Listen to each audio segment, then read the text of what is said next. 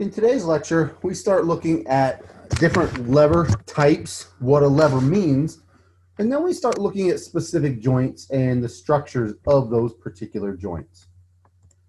So one of the first things we have to look at is what a lever is. And a lever is going to be this elongated, rigid object, which we're actually going to see is going to really be the bones. These levers are going to rotate around a fixed point, which is called a fulcrum.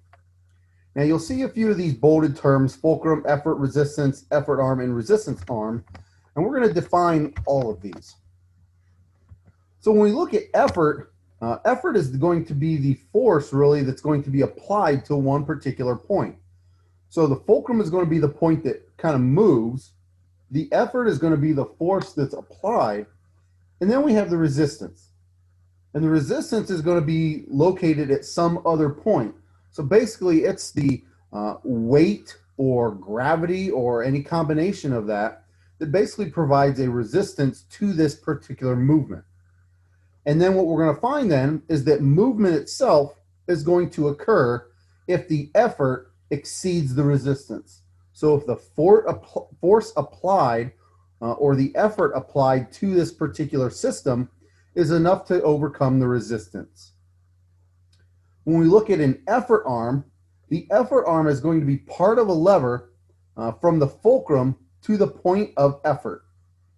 And the resistance arm then is part of the lever from the fulcrum to the point of resistance. So when we look at our first class lever, we're going to see that the fulcrum is going to be between the effort and the resistance. An example of a first class lever is going to be a pair of scissors. And with a pair of scissors, the effort is going to be applied to the handle of the scissors. And so you see here, this is where the effort is.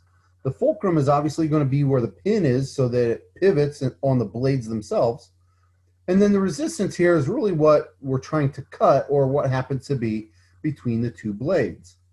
Again, the fulcrum here is along the middle of the scissors.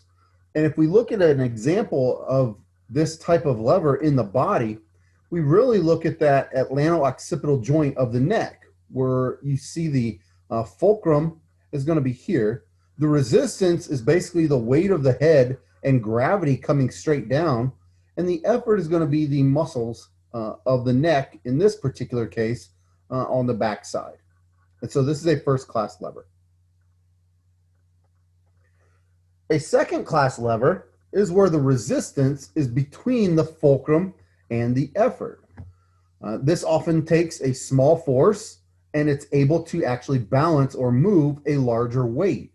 So for example, we're going to see a wheelbarrow. And with a wheelbarrow, we have the fulcrum being farther from the effort. So again, here we have the resistance in between the fulcrum and the effort. The fulcrum is going to be the wheel where it basically pivots on the ground. The resistance is going to be the weight that's in the carrier, and gravity again coming straight down. And the effort is going to be the force that we put on the handlebars trying to lift the weight. If we look at this in the body, again, you'll see that these are rare, but an example would be standing on your tiptoes. The fulcrum is going to be the toes, the weight and resistance and gravity coming straight down through the sole of the foot. And then the effort is going to be the calf muscles contracting, lifting up on the heel and lifting your foot off the ground. And a third class lever then is where the effort is actually going to be applied between the resistance and the fulcrum. An example would be a forceps or a tweezers. And this is the most common type of lever in the body. And so here again, we have the fulcrum, which is where the two pieces come together. The effort is going to be the force generated on the two pieces. And then we have the resistance, in which we're trying to carry at the tips of that particular tweezers. And if we look at the example of the body, we're really looking at the elbow joint. The joint itself is going to be the fulcrum. That's the pivot point. The biceps tendon applies the effort. And you'll notice the effort is actually going to be applied here on the radius and the ulna. So it's actually in front of, or I guess in this case, more distal to the fulcrum. We generate the force, we pull back on the bone, and then the resistance is going to be, again, whatever weight we have on the rest of our forearm, in our hand, and then again, gravity coming straight down. Now, one way that you can kind of remember these is to use the acronym. Let me go ahead and type it in here, of SWOT, okay? And so what SWOT does is SWOT really tells you the examples of a first class, a second class, and a third class lever. It doesn't use the ones in the body, but it does use these basic examples that are, I think, sometimes a little bit easier to recall. So we have a scissors, a wheelbarrow, and a tweezers, okay?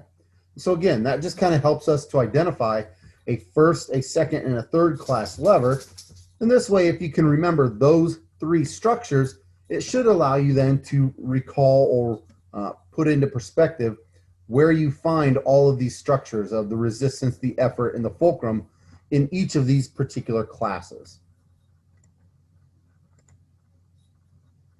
So let's start looking at a few joints. We'll look at the joints and we'll look at a little bit of the structure. We're not going to go into too much depth with these. Some of the joints will have a little bit more detail, but we're really just kind of looking at some of the basics of the anatomical structure of these joints. So our first joint is going to be the temporomandibular joint, or the TMJ. And this is where we have the head of the mandible of your jawbone, and it articulates with the temporal bone of your skull. It's the only mobile joint between the bones in the skull, okay? And it does have a loose articular capsule, so there isn't a capsule within this joint. And that this capsule surrounds the joint, and it does promote an extensive range of motion. It also does have an articular disc. In this case, the disc is going to be a thick pad of fibrocartilage, and it divides the synovial cavity into two separate chambers. Now, there are some ligaments in the TMJ. I'm not too concerned with knowing the specific ligaments, but it does kind of aid in the understanding of the structure of the joint. So the first ligament we have is the sphenomandibular ligament, and it extends anteriorly and inferiorly from the sphenoid to the mandible. The other joint we have is the the other ligament is the temporomandibular ligament, and it extends inferiorly and posteriorly from the articular tubercle to the mandible, okay? And so if you take a look at the joint in a graphic, which I think I have one coming up, you'll be able to see some of these structures on there. Some of the movements at the TMJ, which we have talked about, it's going to exhibit a hinge, gliding, and some pivot type movements. It functions like a hinge during jaw depression and elevation. And then it also provides us a gliding movement during protraction for biting and side-to-side grinding.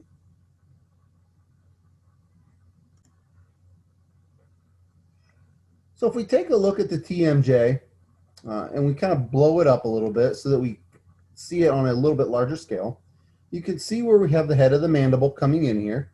And then you can see this articular capsule, but you can also see this articular disc. Again, that disc does kind of divide it, that synovial cavity, into two separate chambers. Here you can also see some of the ligaments that are involved, particularly the temporomandibular ligament right through there. You are able to also see the sphenomandibular ligament, although it is a little bit lighter, but you can see it coming down into the jawline or into the mandible. So let's look at a clinical view of the TMJ.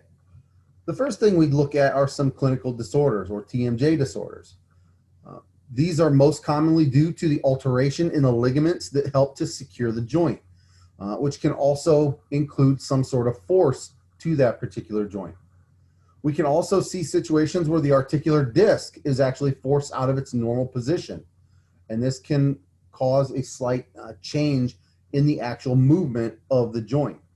Oftentimes, you're going to hear a clicking or a popping sound as a person or a patient opens or closes their mouth.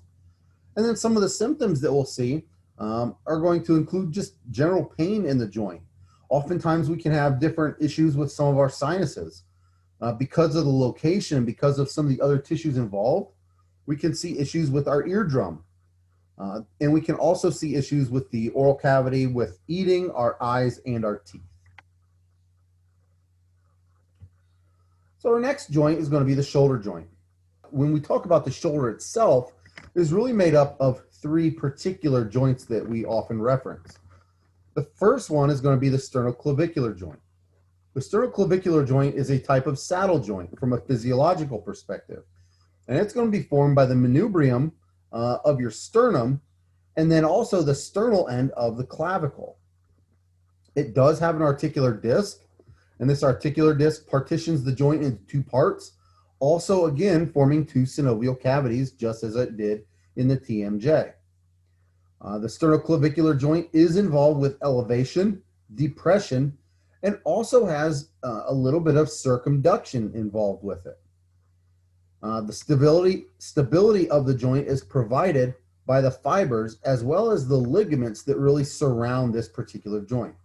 And it's these structures that really make the joint very stable and very difficult to dislocate. So again, most of the stability in the SC joint really comes from the ligaments around it. So if we take a look at the SC joint, you can see again the sternal end of the clavicle and then also the manubrium of the sternum. And then here is our sternoclavicular ligament. Again, relatively short ligaments, but also very strong. And you'll see here we also have the costoclavicular ligament, which attaches the clavicle to the first rib, which is why we see the term costo in there. And again, also providing a lot of stability to this joint. Our second joint of the shoulder is going to be the acromioclavicular joint, also known as the AC joint. It's a plane joint and it's formed from the acromion process of the scapula and the lateral end of the clavicle. It has a fibrocartilaginous articular disc that we find within the joint cavity. And when we look at trying to strengthen the joint itself, one of the ways we look at, or one of the structures that we have, is going to be called the acromioclavicular ligament, or the AC ligament. We also have a coracoclavicular ligament, and it's where it connects the coracoid process to the clavicle, okay? And we'll see that here on our graphic coming up. If torn, the acromion and the clavicle no longer align, and this is where we have what we call a shoulder separation. So when we think about a shoulder dislocation and a shoulder separation, understand that a shoulder dislocation we'll talk about here comes at the glenohumeral joint. A shoulder separation is going to occur at the AC joint. Our last joint of the shoulder is the glenohumeral joint. And this is what most people think of when they think of the shoulder joint, okay? So the other joints really help to make up what we really call the shoulder complex. The glenohumeral joint is a ball and socket joint formed from the head of the humerus and the glenoid cavity or the glenoid fossa of the scapula. It's going to permit the greatest range of motion of any joint in the body. However, as we know, with more movement also comes more instability. So again, this now makes it the most unstable and most frequently dislocated joint in the body. It does have what we call a fibrocartilaginous glenoid labrum, and that labrum basically is a part of the glenoid fossa, and it encircles the socket, basically making that socket a little bit deeper for the head of the humerus to fit into. There are numerous bursa sacs in and around the shoulder as it helps to decrease friction where a lot of our tendons and muscles of the shoulder really extend across that particular capsule. We have numerous supporting ligaments and tendons, particularly the coracoacromial ligament, the coracohumeral ligament, and the glenohumeral ligaments. We also have the tendons of the long head of the biceps brachii that help to support the glenohumeral joint. However, most of the stability of the joint doesn't actually come from the tendons and doesn't actually come from the ligaments.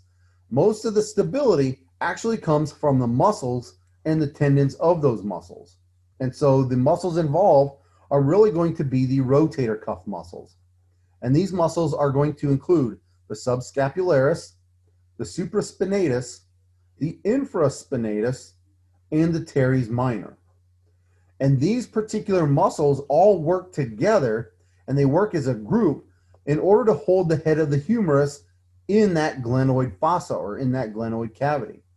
The tendons then encircle the joint and actually fuse with the articular capsule. Collectively, we're actually able to call the rotator cuff muscles the downward stabilizers of that shoulder joint, because what they do is, as they contract and tighten, they basically are pulling that head of the humerus into that glenoid fossa. So if we take a look here at the shoulder, again, you'll get a chance to see a lot of the structures and the ligaments and the bursa, and where some of these muscles really are going to attach. Here's one of the major bursa sacs, the subdeltoid bursa, and then we also have the subacromial bursa. And again, these are just areas of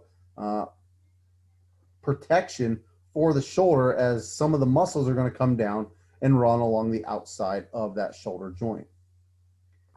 If we take a look here, it's hard to see up here because it's basically covered up. But if we look down here, you would normally actually see a small band of tissue that basically surrounds this particular part of the shoulder. And that's going to be your labrum. And again, the purpose of the labrum really is to make this particular fossa, this particular hole, a little bit deeper for the head of the humerus really to fit in there. Again, we can see all the glenohumeral ligaments. The coracoid process is a piece of the scapula that comes off to the front. And here you can see the coracoid process here. And then you can also see the coracoacromial ligament attaching at these two locations. Again, we can take a look at this. You're more than welcome to hit pause here, spend some time, just look at the structure of the shoulder and really kind of get a good idea of where all these structures are located. A little bit more of a side view. This is more graphical as opposed to actual images of the shoulder itself. But again, you can hit pause again if you choose to, and really take a look at all of these structures, from the bursa to the ligaments to the tendons. It does show the labrum here if you choose to take a look at that. But again, all these structures we can really take a deeper look at if you choose to. So when we look at shoulder dislocations and injuries to the shoulder from a clinical view, again, we said that the shoulder is really the most injured due to its instability, particularly when it comes to dislocations. Again, the shoulder separation really refers to an AC sprain or an AC issue. Oftentimes, we're really looking more at what we would consider a dislocation of that AC joint. So we don't call it a shoulder dislocation because we're not referencing the actual, what we call the shoulder joint. So a shoulder separation refers to a dislocation of the AC joint. And what we typically see then is pain when the arm is abducted more than 90 degrees. And then we also will tend to see that the acromion process will tend to appear a little bit more prominent because of the movement of that particular part of the bone.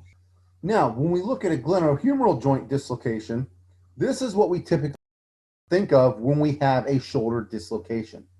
And it usually occurs when the arm is fully abducted and the humerus is really struck relatively hard. And so what we see is that the shoulder appears flattened and actually more squared off. In this case, the humeral head is typically anterior and inferior to the glenohumeral joint capsule. That's kind of the typical presentation of a shoulder dislocation. Our next joint is going to be the elbow joint.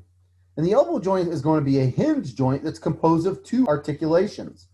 We have the humeral ulnar joint, which is where we have the trochlear notch of the ulna that articulates with the trochlea of the humerus.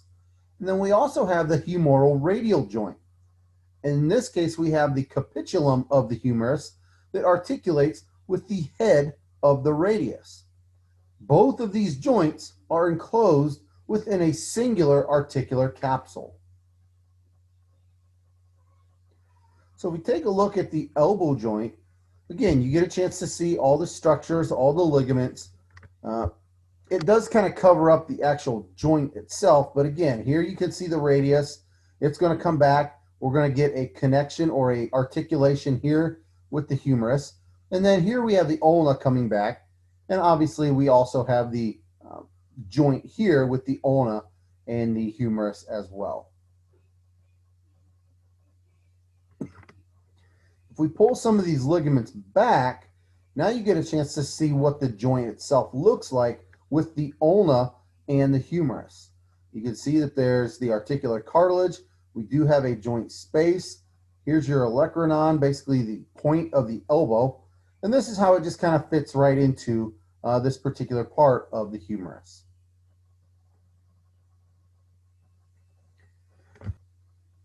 Now, as we continue to look at the elbow joint, we look at the stability of it. And the elbow is a very stable joint, and it's stable for several reasons. One, because the articular capsule is very thick. Number two, the bony surfaces of the humerus and the ulna really interlock very closely, and so the structure of the bones allows things to fit very closely, and this also provides stability. And then number three is it's got some very tough, strong reinforcing ligaments that help to reinforce the articular capsule. The first one's going to be the radial collateral ligament, and this is going to stabilize the joint at the lateral surface. And it does extend around the head of the radius a little bit. Our second ligament is the ulnar collateral ligament. It helps to stabilize the medial side of the joint and extends from the medial epicondyle of the humerus to the coronoid process in the olecranon of the ulna. And if you follow baseball and have heard of Tommy John surgery, you may know that in Tommy John surgery, this is a reconstruction of this particular ligament, okay? And our third type is the third ligament is the annular ligament. And this annular ligament surrounds the neck of the radius and helps bind the head of the radius into the ulna. And again, it acts as a pivot joint and allows the radius basically to rotate up against the ulna. Now, as we look at a clinical view of the elbow, we look at a subluxation of the head of the radius. Now, subluxation refers to an incomplete dislocation. And so when we have a subluxation of the head of the radius, what we're going to see is where the head of the radius is actually pulled out of the annular ligament. This most often occurs exclusively in children, which usually occurs less than 5 years old. And what happens is that child's annular ligament is relatively thin. And so the radial head really hasn't completely formed. And so what happens then is the doctor can actually do a maneuver where it puts the radial head back into that annular ligament. And oftentimes, once this is done, there's really no further complications. Our next joint is going to be the hip joint. And so with the hip joint, we have an articulation between the head of the femur and the acetabulum of the os coxa. And we also have a labrum, just like we had with the shoulder, except here we have what we call an acetabular labrum. And this labrum also is a fibrocartilaginous ring, and it has the same purpose, or serves the same purpose, as what we had with the glenoid labrum. And that helps to deepen the socket for that ball and socket type joint. It is more stable than the shoulder joint, but it's also less mobile than the glenohumeral joint. Here we take a look at the actual joint themselves. We look at the anterior and the posterior view. Here we can see the anterior view. Here we see the posterior view. And so you get a chance to see a lot of these ligaments anteriorly as well as the ligaments posteriorly. And these ligaments do provide a little bit more stability to the joint. Here we have the coronal section and the internal aspect of the joint itself. Again, you can see all these structures, the ligaments involved. You can see where the labrum would actually be right around that socket. But again, you can hit pause here on either of these last two slides just to kind of take a look at the structure of the joint. Our next joint is going to be the knee joint. Now, the knee joint is the largest and most complex diarthrotic joint that we have. It's primarily a hinge joint, but it does have or is capable of some very slight rotation as well as lateral gliding when it's flexed. It's composed of two separate articulations: the tibiofemoral joint, which is between the condyles of the femur and the condyles of the tibia. And then we also have the patellofemoral joint. And that patellofemoral joint is going to be between the patella, or your kneecap, and the patellar surface of the femur. So here we take a look at the knee. Again, I'll tell you the same thing, that you can hit pause here if you want to just spend some time to look at the graphic and look at the structure and all the components of it. But again, you'll see a lot of the ligaments. You'll see the patellar tendon, the fibular collateral ligament, the tibial collateral ligament. Again, we also have different names for these. This is also called the LCL, or the lateral collateral ligament, and this is called your MCL, or your medial collateral ligament. And then you just have some other ligaments and tissues in and around that knee that help to provide some stability and support. Here you get a chance to see where some of the muscle tendons and the muscles actually go. And again, these are also providing a lot of stability to the knee joint itself, more so than the ligaments themselves. Here we pull all of that other tissue off and we get a little bit more of a deep view. You get a chance to see the ACL here, which is really probably one of the most common torn ligaments that we have. And here is your PCL, okay? And then you also get a chance to see the medial and the lateral meniscus right through the center of the knee there. Here you see your condyles of your femur, as they basically sit right on top of the condyles of your tibia. So let's look at a few structures of the knee. One, the knee has an articular capsule, and it encloses the medial, lateral, and the posterior knee regions. We also have the quadriceps femoris muscle tendon, and that tendon passes over the knee's anterior surface and really surrounds the patella. Our next structure is the patellar ligament.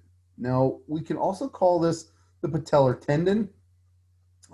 It really kind of depends on the text and the individual that you're talking to, because when we look at the patellar ligament, it technically extends from the patella to the tibial tuberosity. Well, in that case, we're looking at connecting bone to bone.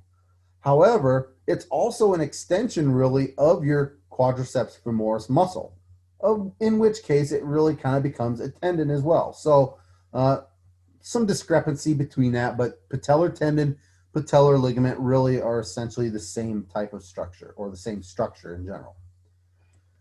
The fibular collateral ligament helps to reinforce the lateral surface of the joint, and it extends from the femur to the fibula and helps to prevent hyperadduction.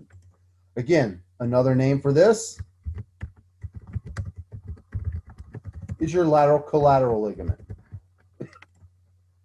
Our next structures of the knee are going to include the tibial collateral ligament. And the tibial collateral ligament is also known as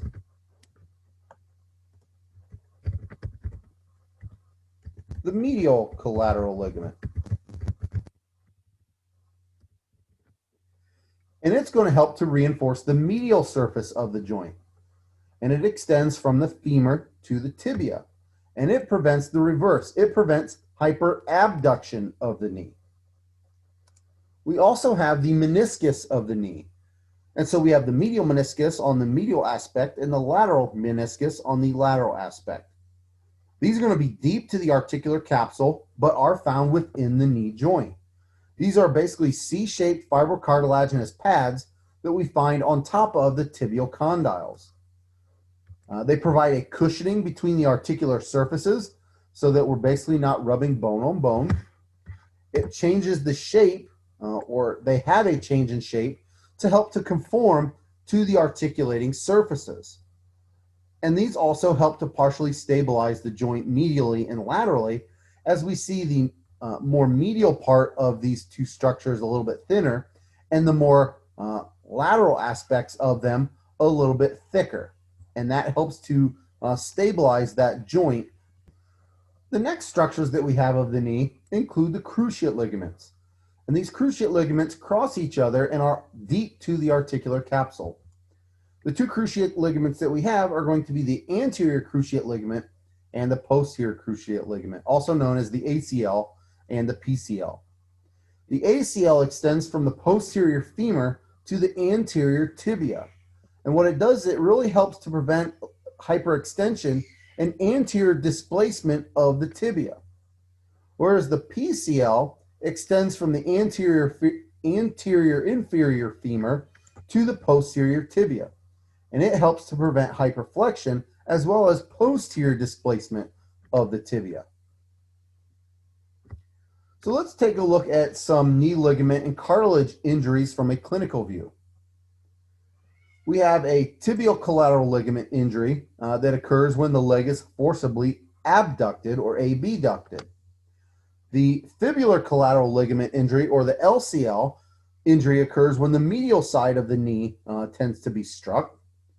The ACL injury can occur in several different ways, but oftentimes there's some sort of hyperextension. We oftentimes see it when there's some sort of lateral force coming lateral to medial, and that can also injure the MCL, or that tibial collateral ligament. We also have an injury to the PCL when the leg is hyperflexed. And then we see a meniscus injury, again with trauma, often is associated, particularly the medial meniscus, is often associated with an injury to the ACL or to the MCL. And usually when we see a severe knee injury and you hear somebody say that they blew out their knee, oftentimes that involves what we call the unhappy triad. And that includes an injury to the tibial collateral ligament, the medial meniscus, and the ACL. And it's going to occur due to a lateral blow to the knee that typically abducts and laterally rotates the leg. And so there is often a very strong force to the knee to cause injury to all three of these structures. Our last joint is going to be the talocrural joint. And the talocrural joint basically is your ankle. And it's a highly modified hinge joint that permits dorsiflexion and plantar flexion. It includes two articulations within one joint capsule.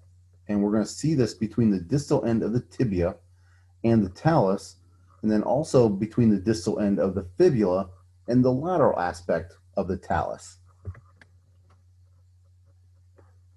So we take a look at this joint here.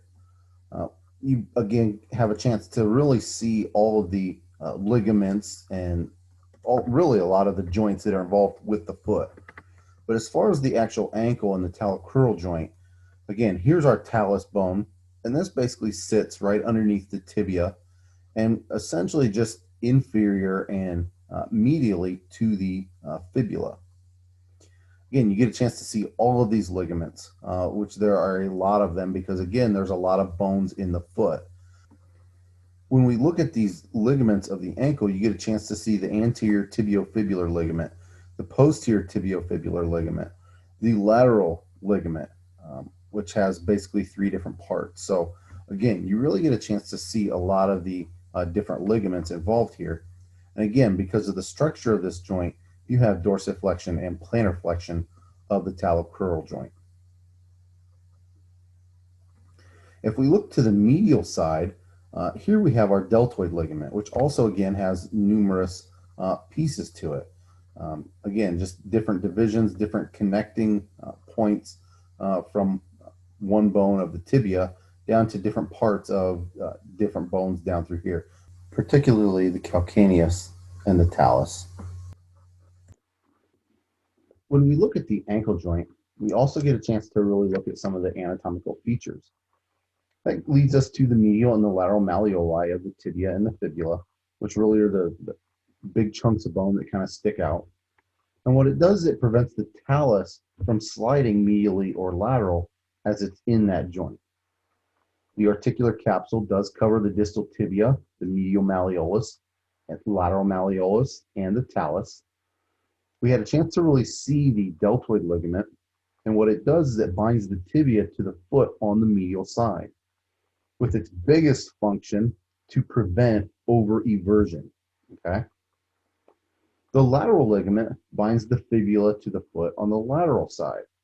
It's going to prevent over-inversion, and it's this ligament that's really prone to sprains and tears. This is the ligament that typically is involved with an inversion sprain, particularly the anterior talofibular portion of that ligament. We also have the anterior and posterior tibiofibular ligaments, and those are, again, on the anterior side and the posterior side that connect the tibia and the fibula. When we sprain, or when we go through an ankle sprain or an injury, these really lead us to our clinical view. And a sprain really is the stretching or the tearing of the ligaments without any particular fracture or dislocation. Again, I think most of us know that it results from the twisting of the foot, with overinversion usually being the most prominent or the most common type of sprain injury. In a normal sprain, we have the fibers of this lateral ligament in an overinversion sprain that become stretched, or sometimes they can become torn. The symptoms that we'll often see, obviously, are going to be localized swelling and tenderness along the anterior inferior to the lateral malleolus. Now, one of the things that we have to watch out for in a sprain, particularly the overinversion sprain, is that we have to make sure that we don't have any type of avulsion fracture. Because, again, those ligaments are so tight and so strong that as they stretch, they can actually pull pieces of the bone off in an avulsion type fracture. We can also have a Potts fracture, which basically is a bimalleolar fracture, where you essentially have some sort of fracture to both sides or both malleoli. A few other issues or conditions that involve the joints, particularly aging of the joints, is arthritis. Now, if we look at rheumatic disease, it can actually look at the involvement of the articular cartilage, whereas osteoarthritis also involves articular cartilage, but it's primarily due to aging and wear and tear. And with osteoarthritis, we are wearing down the articular cartilage of the bones, and we decrease the joint space. And this can oftentimes lead to a bone-on-bone type of situation where there's a lack of joint space and a lack of articular cartilage. We also look at exercise and joint health. Now, exercise and joint health obviously has a lot of benefits to it. It's going to increase the flow of synovial fluid to the chondrocytes to keep them healthy. It's going to strengthen the muscles that support and stabilize joints. Again, basically increasing stability to specific joints. However, there also is some sort of downside to it in that in extreme cases, it can actually aggravate the potential joint problems and can actually lead to worse osteoarthritis. Now, we also look at a clinical view from an arthritis perspective. Now, we understand what arthritis is. Arthritis itself, as a whole, really is a group of inflammatory or degenerative diseases of the joints. And the symptoms are going to include joint swelling, pain, and stiffness.